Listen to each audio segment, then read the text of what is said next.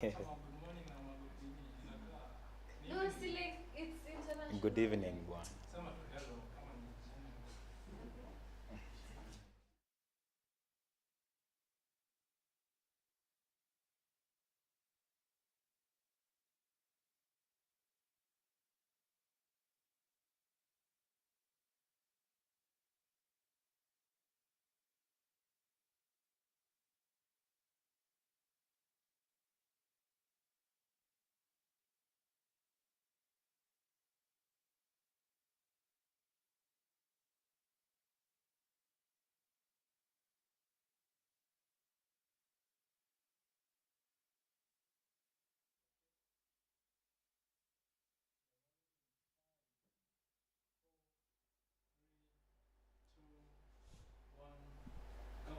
Hello, wherever you're tuning in from. I am Atieno Ashley.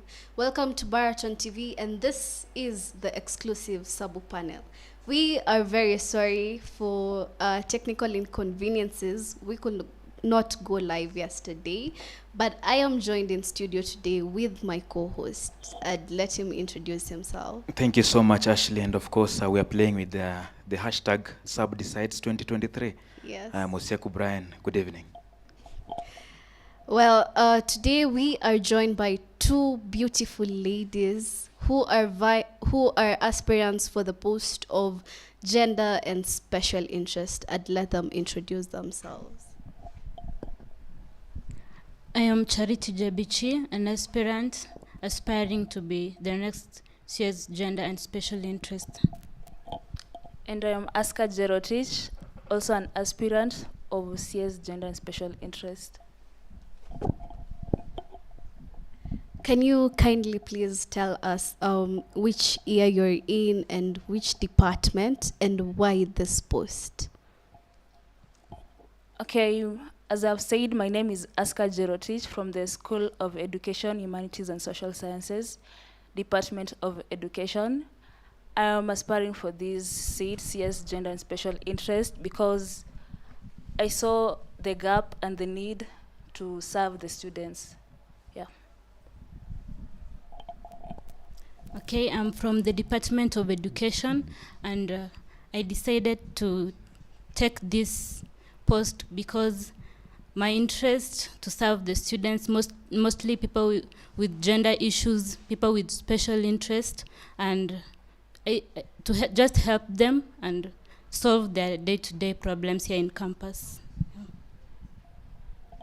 Yes, thank you so much. And the first question is, as the CS Gender, maybe you can tell us about the committees that you will be sitting in and your roles in those particular committees that you will be sitting in as the CS Gender and Special Interests. Okay, first I'll be sitting with the disciplinary committee, and in the disciplinary committee I'll be expected to defend the students.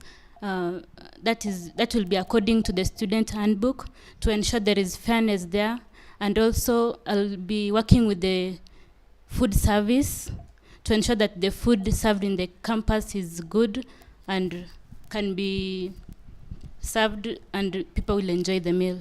Yeah. Yeah, I'll be sitting in the student disciplinary committee, and there I'm expected as the CS Gender, if elected, to advocate for the rights of students and to defend them, both genders, male and female, in ways that they cannot talk for themselves maybe. And also I'll sit in the food committee to ensure that the food served in the school cafeteria is good, and also when it comes to students who stays in the off campus, maybe ensure that the food that are served in the hotels are clean, the hygiene there. I'll liaise with the appropriate offices to ensure that the hotels that serve food for the off-campus students, because also the on-campus students sometimes take their meals from outside. So, yeah. Charity, you have mentioned about fairness. Yet, there has been an outcry by students that there is favorism in dress codes between the in-campus and the off-campus students. If voted for this position, how will you ensure that the dress codes inside and outside the campus match? Okay. I think we all students were given the student handbook, and in the student handbook, the dressing code was stipulated there. So I think in that issue of both the students on campus and those ones of off campus, to ensure that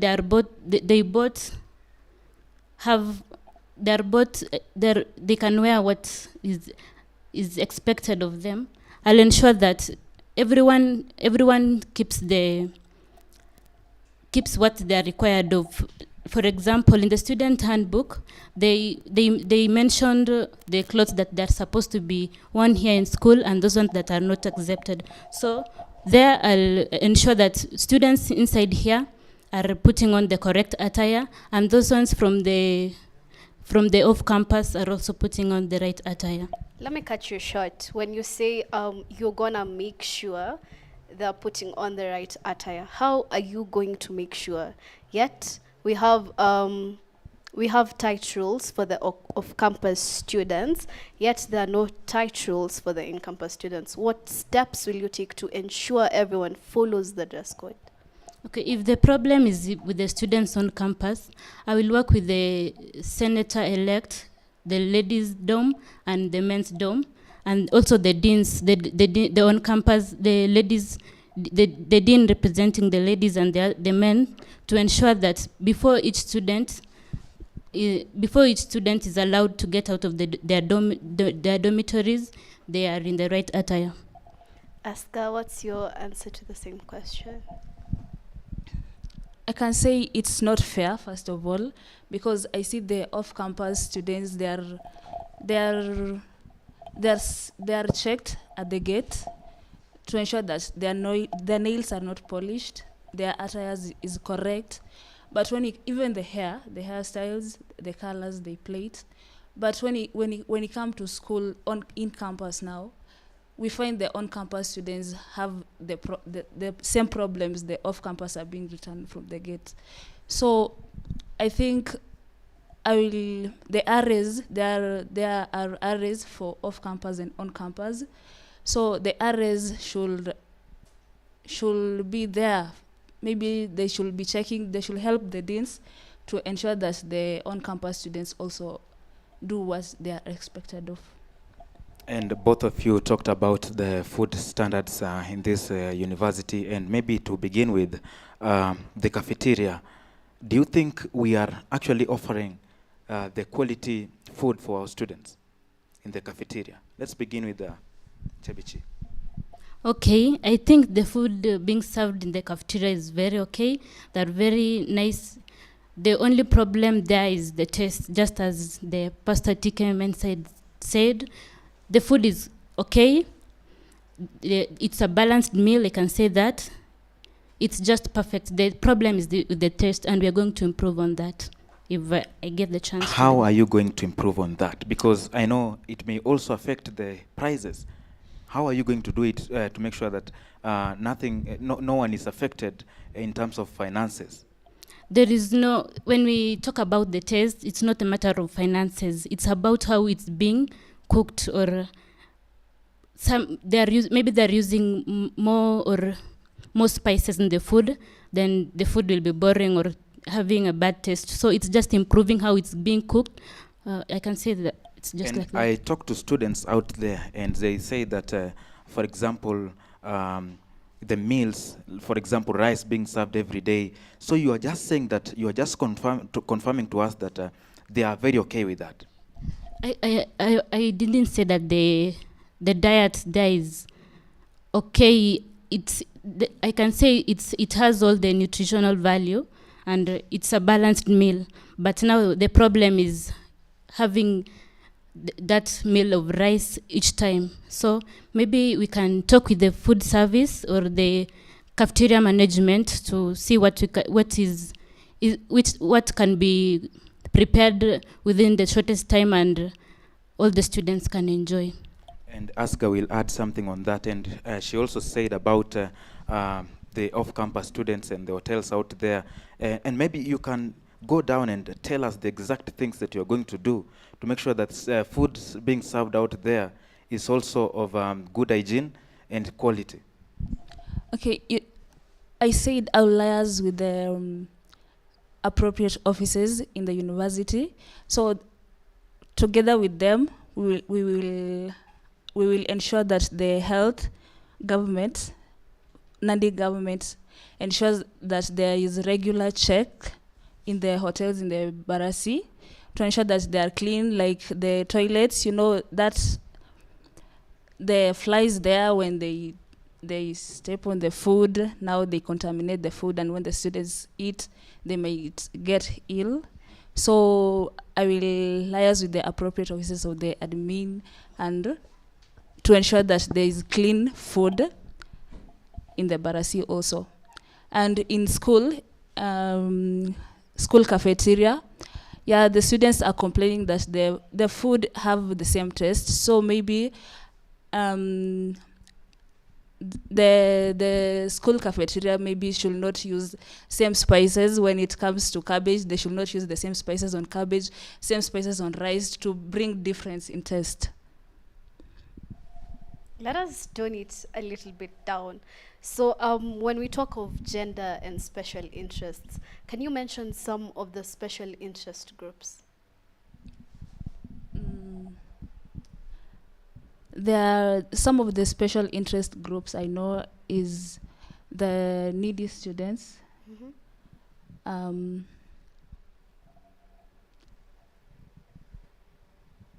the students with disabilities.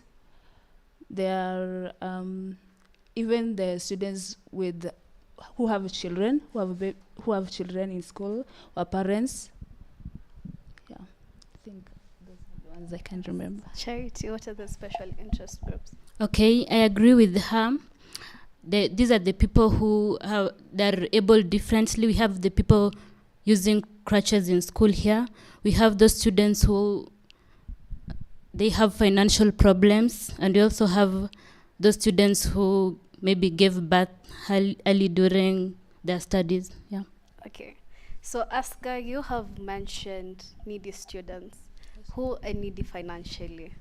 So when we look at it, the school has put up a system for work program inside the school. But we have cases where the advantaged in society are actually getting this work. If voted for this position, what will be the steps that you would take to ensure that the needy students get first priority? First of all, I will identify the needy students, and then I will advocate for their rights, equal rights for both genders, so that they may get the chance to also work in the school, because they deserve that. They are needy. Thank you. Charity. Okay, I think we can work with the finance office to see those students who are having problems paying their school fees first. So when you want to get that chance to work with the work program, you will have to go back to your field balance, check if you have let's say your arrears is a bit higher, then we are going to consider you, and with that you're going to consider according to gender. We're not going to only look at the ladies, but we're going to look at both the ladies and the gentlemen. Yeah. As the CS Gender and Special Interests, one of your roles, of course, is to create awareness on good sexual conduct. And I'm trying to imagine, for example, you are sitting in the disciplinary committee and a student has been caught, has been brought with a case that he or she has been found cohabiting. How are you going to handle this case? First, I think as a school, our guidance and counseling department is a bit dormant. So when we make our guidance and counseling department active, I think they will be creating up maybe assemblies or meeting up with the students and talking to them about these things. And when you have knowledge about something, then you're not going to do it. So I think we'll create maybe some days with the guiding and counseling department. Then we talk to the students, or even bring those motivational speakers. Maybe the people who have they can talk well, and people are going to understand that maybe cohabiting is not a good thing, and it will help a lot. A student is facing maybe is going to be expelled, or maybe to get a suspension. How are you going? What are you going to do? Now you are in that committee. This student has been brought. This case that he or she was found cohabiting. How are you going to handle it right there?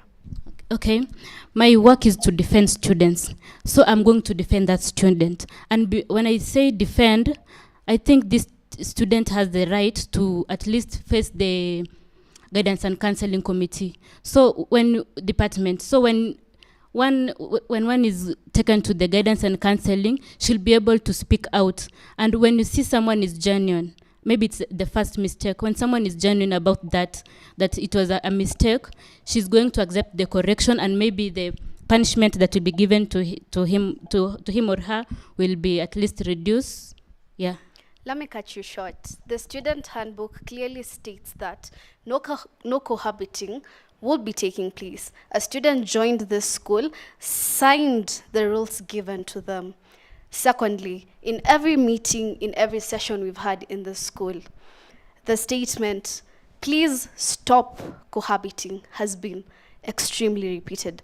Do you really think guidance and counseling is the way to this? Yeah, guiding and counseling is everything. First, I'd like to tell you that man is to error, and no one is going to be perfect. So there is that one person, or maybe two people, who are going to go against what is expected of them. And when one has gone against what is expected of it, or him or her, she will need to be guided and told that you did something wrong.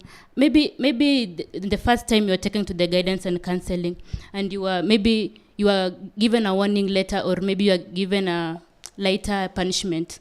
The second time, when you repeat the same mistake, now that one will be something that you've gone above what is. So how will you defend this person when it's the second time? When it's the second time, I think he or she will know that she has done something wrong. She'll just face the disciplinary committee, and defending them. I'll lie. It depends with how the way the person is. If someone is remorseful and he or she is sure that that one is going to be the last mistake, or the last mistake he or she is going to do, I think you can talk in the disciplinary committee, and maybe the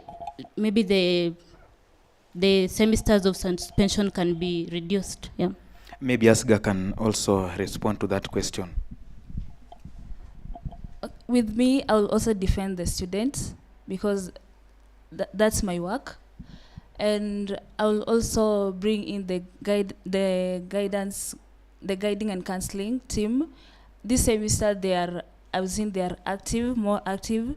So before even that arises, we should create awareness on sexual. So but if we create an awareness, because I'm sure some of the all students, I guess, knows that it's wrong to cohabit. So, but we should also create awareness on how they should handle themselves, because there's that urge maybe for them to cohabit. So by creating awareness, maybe they will avoid that and know how to handle themselves. Okay, so maybe as my colleague here said, for example, this student has been doing it even after that awareness. Are you still going to defend, or how are you going to handle this? Everyone deserves a second chance, and so I will still defend the students, because they deserve a second chance. But now if they come again, so maybe now that one. Okay, on that line of, sexual behavior in the university, early this year, there was this discussion around LGBTQ, and maybe to ask about the same. In case in this university, such a group emerges, how are you going to handle that? The same guiding and counseling group comes in and creating awareness. We should make use of this team to create awareness on students. The students should be, if they become more active, like in assemblies Tuesdays, this day, they say this Tuesday is for guidance and counseling. So they will make the students know what they are expected of them, and even if they are there, they will know how to handle themselves. How will they handle themselves? The guidance and counseling team counsels people and tells you what you are expected to do. So if they tell you, for example, for a lady that you're not supposed maybe to date a lady, okay? So maybe they are professionals. There's a counselor in this school who is professional, and I believe that person will be able to help such students.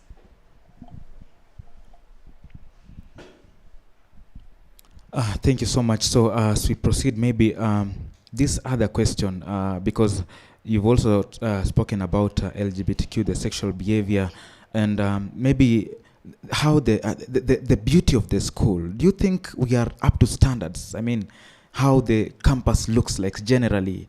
Do you think there is anything to be improved, or everything is just okay? Let's begin with Sebich.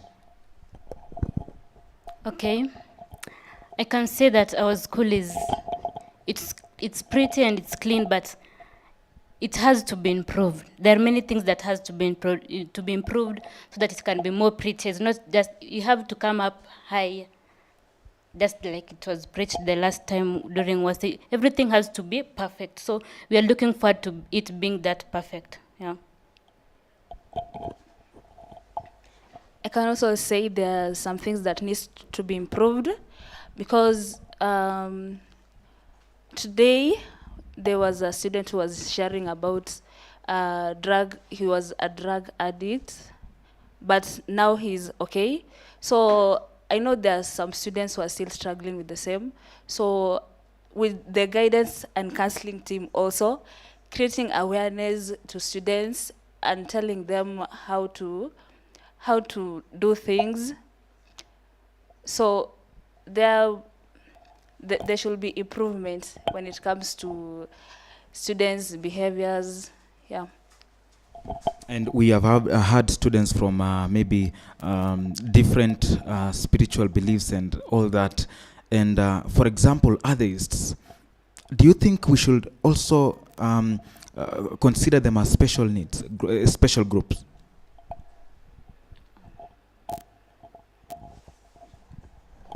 Okay, I think before they joined here, they knew that this is a Christian institution. So that's not a person with a special interest, because when he or she joined Baraton, they knew that they're coming to a Christian university.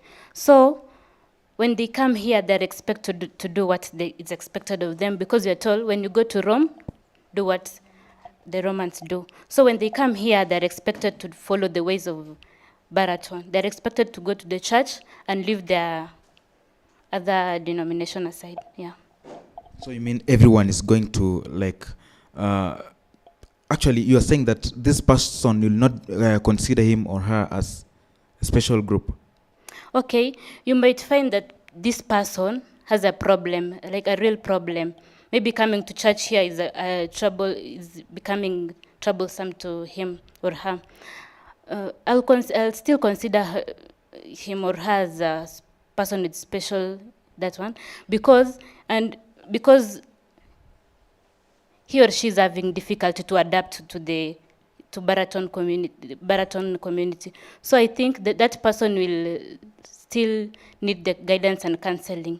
And when he or she goes there, he or she will be guided that maybe she'll be guided to love God and to believe and to maybe to come to church, and even you might find him or her loving and becoming a Christian. Yeah. Okay, on to the next question. I've seen students with disabilities coming from far. You find them maybe these early classes, 6 a.m. They are coming here. Maybe what do you have in mind for these students who come from far? They are disabled, for example. They belong to this special needs group. What do you intend to do in case you get this vote to be the next CS Gender and Special Interest? Okay, I think these people who are able differently, I will, for the case of classrooms, maybe they have early classrooms and they're coming from far.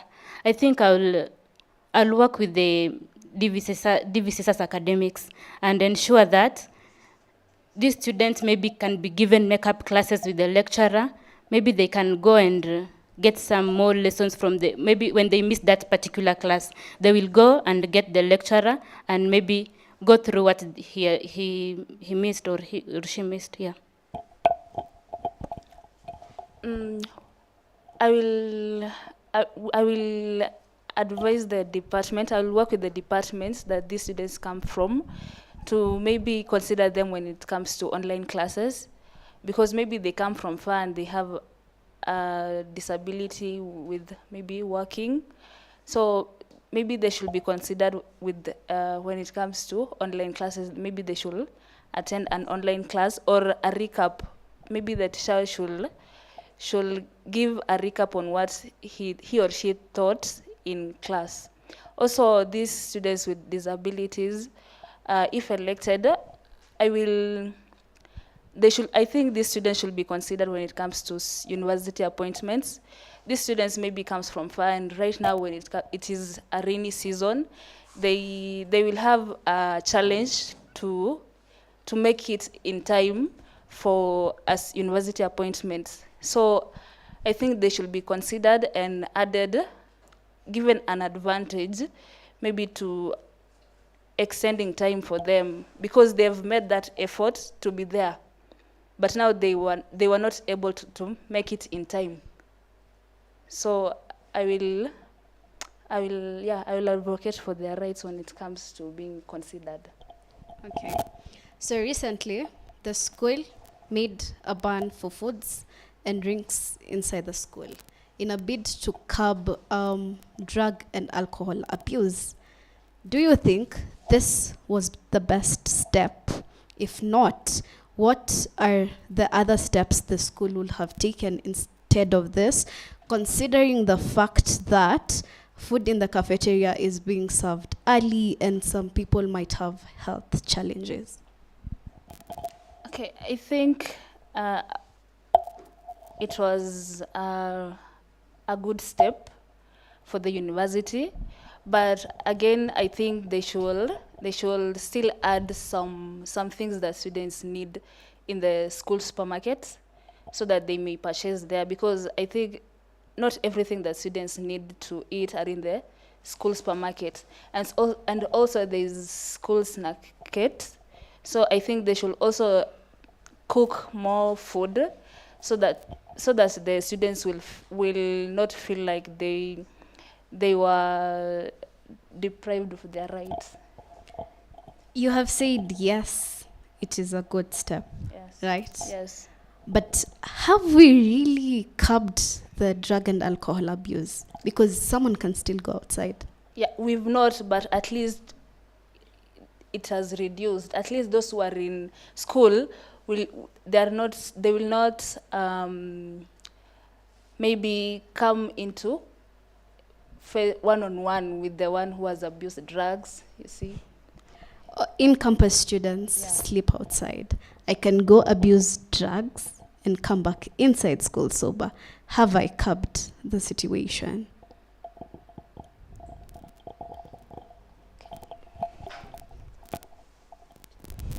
Have I curbed the situation? Pardon. I'm saying Yes. the school banned food and drinks from getting into the school in a bid to combat drug and alcohol abuse, right? In-campus students can still get the opportunity to sleep outside. So you have stopped drug and alcohol abuse inside the school, but have you stopped the students from abusing drugs and alcohol really? No. And if not, what are the steps that you are advising the administration to take to finally deal with the situation? As I said earlier, the guidance and counseling team, again, when this team becomes more active, the students will be more enlightened of the effects. Of course, I know they know the effects, but most of them are fighting. They have the urge to drop abusing drugs, but now they don't know how to do that. So with the guidance and counseling team, I know they will help the students. So with the university banning food inside their own campus, for now, I know that's their best. It was their best step, but they should also ensure that the supermarket offers there is enough food for students to buy to purchase in the supermarket, and also the snackette should also cook food enough. Yeah. Charity, excluding the term guidance and counseling, what are the steps you're going to take to curb this situation? Okay, first I will say that everything has a disadvantage and advantage. So the administration banning certain food from coming to their own campus was I can say, an advantage to prevent drugs from getting in. And also it's a disadvantage because some of the students who are used to, maybe they were late from having their meals, it's a disadvantage to them because they're not going to get the chance to take that meal. So I think it's all about awareness. If you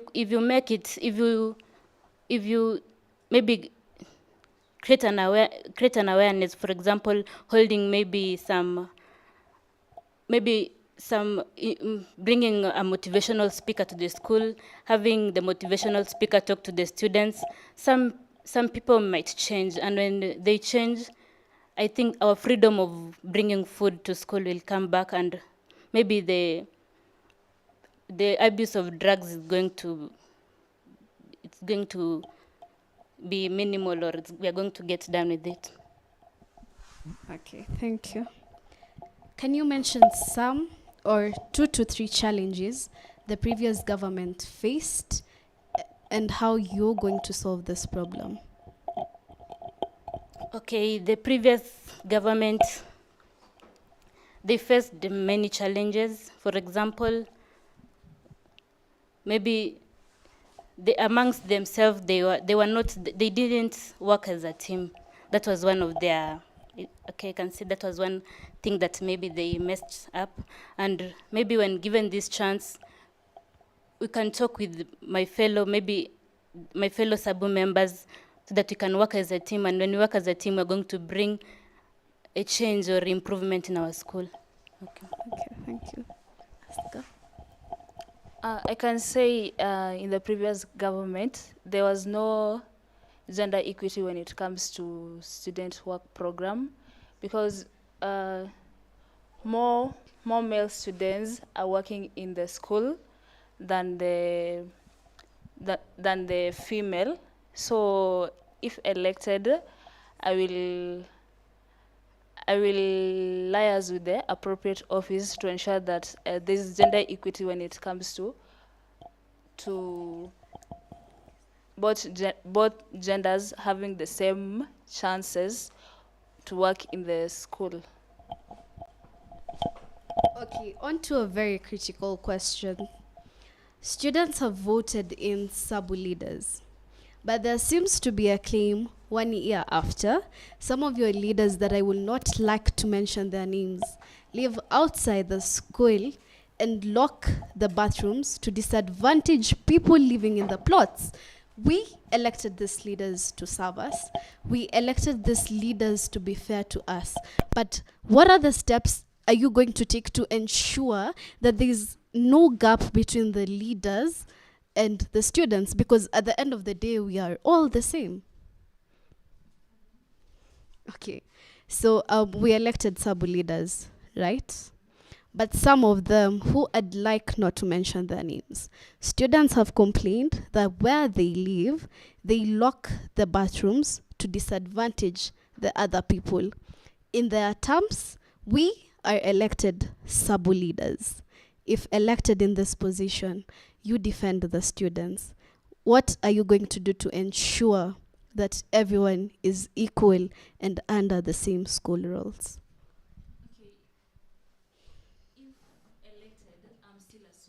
Yes. And doesn't mean that I should maybe lock the bathrooms like those who locked, but instead I should build a good relationship with the students, maintain the good relationship with students, so that they can also approach me and tell me their cries, what they want me to do for them. So that way, I will be doing my job as the CS gender and special interest. But now, if I start locking the bathrooms, how will they even approach me? They won't. Like, I want to be approachable, so I will maintain the good relationship with the students. Yeah, there won't be any gap between me and the students. Charity, she has mentioned about her as the CS gender. I want you to tell us, what will you do in case this happens with another SABU leader, and what are the consequences that this leader is supposed to face?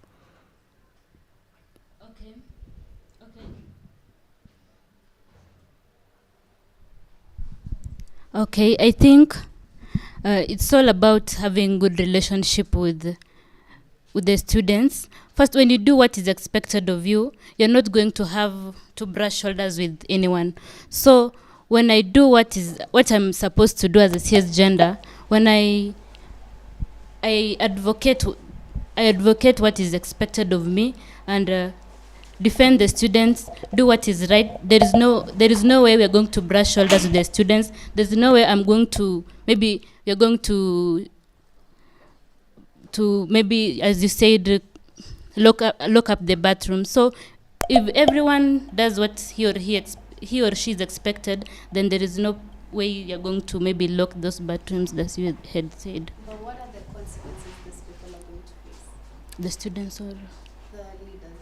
okay, I think in the SABU constitution there are rules there, and before one decided to maybe apply for a certain position, you maybe they have, or I know they had gone through the constitution